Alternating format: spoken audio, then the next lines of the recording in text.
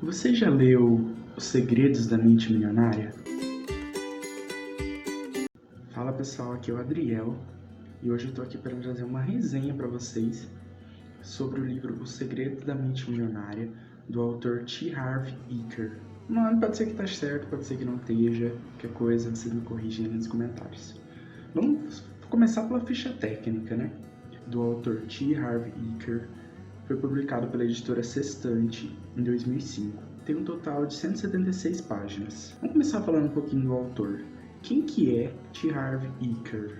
Ele é nascido em 1954, canadense, e passou a maior parte da sua vida estudando nos Estados Unidos. Mesmo com a vida cheia de restrições financeiras, ele sempre buscou empreender. Por isso, iniciou vários negócios em ramos diferentes, mas sem nenhum êxito. Nada deu muito certo. Em um desses empreendimentos, ele conseguiu construir uma firma de produtos fitness, que trouxe bastante sucesso para ele. Anos depois, ele vendeu seu negócio para uma empresa maior, fazendo assim com que ele ficasse milionário. Contudo, devido a investimentos ruins, ou seja, decisões ruins, uma má gestão do seu patrimônio, ele acabou perdendo tudo que ele construiu. E foi nesse momento que ele começou a refletir sobre os fatores que fazem alguém ter sucesso e outras pessoas não. Ele listou várias formas de pensar dos milionários e descobriu que cada um de nós tem uma relação e um pensamento sobre o dinheiro. E é justamente esses pensamentos que definem nosso sucesso ou nosso fracasso, segundo ele. Depois de entender e desenvolver uma mentalidade rica, a prosperidade foi consequência para ele. Somente no Brasil foram vendidas mais de 2 milhões de cópias até hoje, e é uma referência quando o assunto é livros de educação financeira. Vamos conhecer um pouquinho do que esse autor fala nesse livro. Ele traz alguns conceitos interessantes, alguns tópicos importantes. Seja protagonista em sua vida. As pessoas ricas acreditam na ideia de eu crio minha própria vida. As pessoas com mentalidade pobre acreditam que na minha vida as coisas acontecem. E é aquilo, é justamente isso, uma questão de você se protagonizar na sua vida. Que papel você exerce? Você apenas lida com as situações que vão surgindo ou você cria situações, oportunidades, traz soluções? Você controla a sua vida ou você é levado por ela? E outra coisa que ele fala que é sobre esse tópico também, e eu achei maravilhoso. Não existem vítimas verdadeiramente ricas. A verdade é que hoje em dia a gente tem uma mentalidade, não só hoje em dia, eu acho que sempre teve, que a gente fala um pouco mais disso hoje em dia, que nós nos vitimizamos muito, sobretudo. Porque é muito mais fácil você se colocar numa posição de prejudicado e de vítima do que agarrar a situação, enxergar o problema, buscar uma solução, enxergar oportunidades, trabalhar nas circunstâncias. É muito mais fácil você só olhar e falar que você não tem dinheiro para fazer alguma coisa, que você não tem dinheiro para isso, que você não tem capacidade para isso, do que você agarrar, enfrentar e realmente assumir a posição que é sua na sua vida. Por mais que a gente goste de pensar que algumas coisas são definidas, que algumas coisas acontecem porque tem que ser, na realidade é que nós temos o poder de controlar muita coisa na nossa vida. Não tudo, lógico, que se fosse tudo, tenho certeza que ninguém estaria passando por muita coisa, né? Lógico. Mas é que a gente tem que tomar cuidado com esse pensamento de vítima, não é? Tá na hora de a gente começar a assumir um pouco mais uma posição de controle e de protagonismo dentro das nossas vidas. É hora da gente decidir se você quer ser uma vítima ou se você quer ser alguém rico. Jamais dá para ter as duas mentalidades ao mesmo tempo, segundo o autor. E eu, em parte, concordo. Não necessariamente com a parte de ou você é vítima ou você é rico, mas é uma questão de construção. Enquanto você não tira o papel de vítima da sua cabeça, você não é capaz de fazer nada. Porque a vítima é fragilizada e ela é fraca. Ela não tem poder de transformação, ela não tem poder de modificação. Não vejo obstáculos, mas oportunidades. As pessoas com mentalidade milionária focam nas oportunidades, enquanto as mentalidades pobres focam nos obstáculos. Os ricos reconhecem o potencial de crescimento, enquanto os pobres consideram o potencial de perda. é aquilo. O que você pesa na balança, na verdade? Reflete comigo aqui agora. O que você pesa na balança quando você tem que tomar alguma decisão, quando alguma coisa surge na sua vida? O que você pesa? Você pesa o seu ganho ou o que você pode perder? O que você pode ganhar ou o que você pode perder com isso? É muito mais fácil você olhar para aquilo que você pode perder do que aquilo que você pode ganhar. É muito mais fácil ter uma visão pessimista das coisas. É muito mais fácil enxergar problemas do que soluções. E parece bobeira, parece um papo coach, um papo espiritualista, mas não é. É uma questão de como a nossa mente trabalha de verdade. A maneira como a gente enxerga os problemas da nossa vida, a maneira como a gente vê e encara situações no nosso dia a dia, está muito ligado à maneira como nós pensamos em si. Isso é hereditário, é por criação, é por ambiente, porque é uma tendência em que a gente se mantém ao mesmo padrão que nos foi ensinado. Quando você convive em um lugar onde há uma má gestão, a tendência é que você tenha uma má gestão. Quando você convive com pessoas que têm pensamentos pessimistas, a tendência é que você tenha pensamentos pessimistas sobre as coisas. Mas a gente precisa tentar transformar isso de alguma forma. Porque enquanto a gente se coloca, novamente, na posição de vítima, não há mudança, não há transformação, há estagnação. Então, a gente precisa começar. Eu falo a gente porque eu também me incluo nisso. A gente tem que começar a reconfigurar a maneira como a gente pensa sobre as coisas, a maneira como a gente encara a nossa vida como um todo, seja ela profissional, pessoal, financeira. Esse livro ele é sobre a educação financeira, mas ele fala muito sobre a maneira como lidamos com a vida como um todo, não é? Às vezes a gente pensa, e se não der certo? Ou já afirma logo de cara, isso não vai dar certo. Sendo que, na verdade, o ideal é que a gente pensasse, isso vai dar certo, porque eu vou fazer dar certo. E se eu não conseguir fazer dar certo, eu arco com as consequências, eu luto com isso, eu me levanto, eu reconstruo e eu tento de novo. Porque não é uma receita de bolo, gente. Não existe receita de bolo para construir a vida, não existe receita de bolo para construir a vida financeira. A vida é diversos obstáculos, a gente enfrenta diversas situações, busca aprender com os diversos problemas que vão surgindo, como aprender com o fracasso em si. Se dê o direito de fracassar, se dê o direito de errar. Aprenda com os seus erros, reconstrua, levante. Quantas pessoas, você sentar com uma pessoa que hoje em dia tem uma empresa, que está bem colocada aí no mercado, senta com ela e conversa. Quantas vezes você já fracassou? É muito fácil você olhar para tudo que as pessoas têm, para tudo que elas já conquistaram, mas e o que elas perderam no processo, o que elas arriscaram? O que foi posto na balança na hora de tomar as decisões? O quanto eu posso perder, o quanto eu posso ganhar? A mentalidade, ela é tudo. Ela faz a gente tomar decisões, ela direciona a maneira como nós tomamos decisões, a maneira como nós vemos os problemas. E é aquilo, sem risco não tem recompensa. Então a gente precisa agir e a ação sempre vence a inação. Esse é o tema do autor, do T. Harv Eker, que a ação sempre vai vencer a inação. Porque pensa comigo, você fazer algo, independente de que algo seja, de como você vai fazer, enfim, você fazer alguma coisa vai te trazer muito mais retorno do que você não fazer nada. Porque o nada ao nada leva e o alguma coisa vai levar, certo? Então é uma questão de tomar decisões mais inteligentes, de pensar de forma diferente sobre as coisas, de estar disposto a se desafiar e a buscar coisas diferentes, e a pensar de forma diferente sobre as coisas. Outra coisa que ele fala é que a gente deve admirar as pessoas bem-sucedidas. As pessoas com a mente milionária admiram outros indivíduos ricos e bem-sucedidos, enquanto os de mentalidade pobre guardam ressentimento de quem é rico e bem-sucedido. E não, isso não é sobre energias, isso não é sobre simplesmente inveja. Tem um pouco, mas não tudo. Segundo o autor, eles com a mentalidade pobre costumam olhar para o sucesso alheio com ressentimento, ciúme e inveja. Ora alfinetam com frases tipo "que sorte eles têm" ou sussurram "esses ricos idiotas". Muitas vezes essas pessoas acham que todo rico é mau caráter ou que teve que trapacear para chegar onde está. Nesse sentido, esse tipo de pessoa prefere ser feliz do que ser rica, como se fosse uma contradição, como se os dois fossem opostos. Se você quer ser uma pessoa boa, mas considera os ricos naturalmente maus, você nunca será um deles, porque na sua mentalidade são opostos e a tendência é que você se distancie de um deles de alguma forma.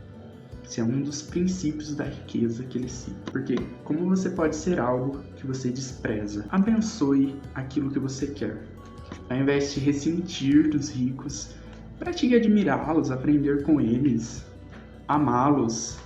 O autor nos convida a abençoar aquilo que a gente quer. Quando vemos uma pessoa com uma casa bonita, devemos abençoar a pessoa e a casa.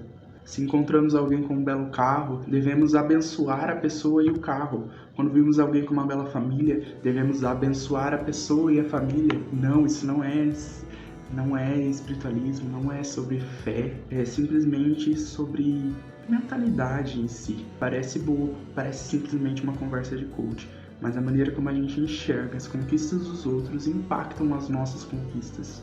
Se você ficar pensando que tudo é sorte, se você ficar pensando que tudo é roubalheira, que tudo é enganação, que tudo surgiu de várias trapaças, e você se considera uma pessoa boa, e você quer continuar sendo uma pessoa boa, né? Você nunca vai chegar lá, porque na sua cabeça, tudo aquilo que leva àquele caminho e aquela pessoa, e a ser aquele tipo de pessoa, nasce de caminhos errados, e que, lógico, você não vai fazer, porque como a gente falou, você nunca será capaz de se tornar algo que você despreza. Seja remunerado pelos seus resultados.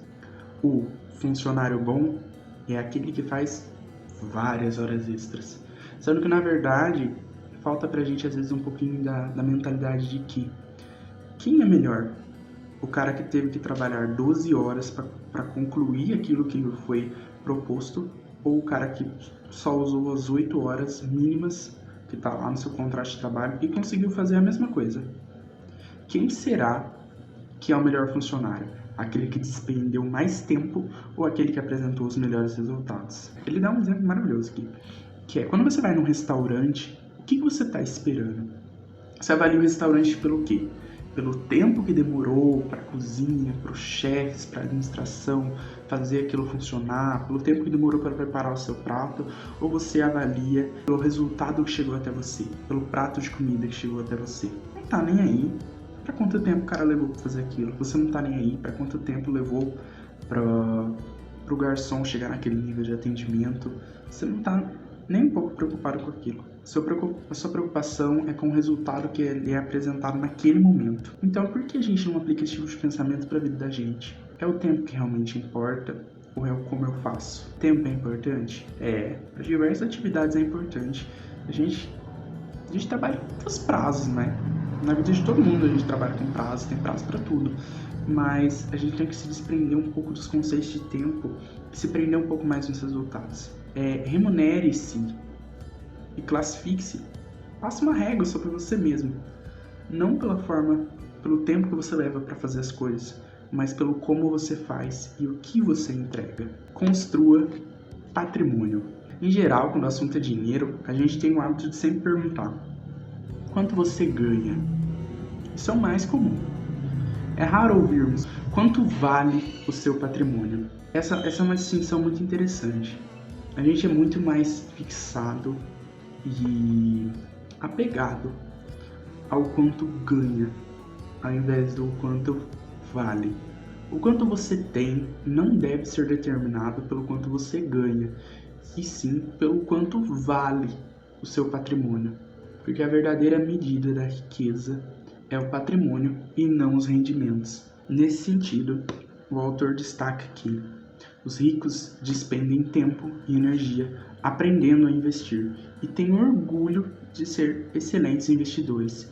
Quem tem a mentalidade pobre pensa que investimento é coisa de rico. Para que possa construir um patrimônio, você deve dar muita importância para a poupança. Seus gastos não podem crescer na mesma proporção que seus ganhos. A gente tem muito esse costume, né? Recebi uma promoção, recebi um aumento, aumentou o salário mínimo, por exemplo. Eu vou poder ter um padrão de vida melhor. A gente adapta muito o nosso padrão de vida ao quanto nós ganhamos, ao invés de buscar um pensamento mais futuro, buscar uma construção de patrimônio. É aquilo, você vive pelo hoje ou pelo amanhã? Ah, mas preciso viver só pelo amanhã? Não. Você vive pelo hoje e pelo amanhã, não é? A gente tem que buscar o equilíbrio em tudo que a gente faz. Você tem o direito de ter seus prazeres, você tem direito de melhorar a sua qualidade de vida, mas nunca se esqueça que o amanhã tá aí e que ele vai chegar. Esse aqui é um dos melhores. Aprenda a administrar seu dinheiro. As pessoas com mente milionária administram bem o seu dinheiro, enquanto os de mente pobre administram mal. Os ricos não são mais inteligentes que os indivíduos de mentalidade pobre, apenas têm hábitos diferentes e mais produtividade em relação às finanças. Portanto, o que distingue o sucesso e o fracasso financeiro é a capacidade de administração. Não exatamente o montante do que é administrado, mas a capacidade de administrar. Quantas pessoas que você mesmo conhece, para um minutinho reflita, quantas pessoas que você conhece que recebem 5, 6 mil reais por mês, de novo, voltando lá no quanto você ganha, e não tem nada. A pessoa não tem nenhuma construção, não tem patrimônio, ela apenas vive.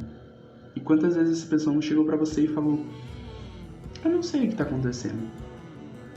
Parece que quanto mais eu ganho, mais eu gasto. Acho que as coisas estão muito caras, tá mesmo. Mas e a gente tem que parar de pensar. Quando eu possuir muito dinheiro, começarei a administrá-lo.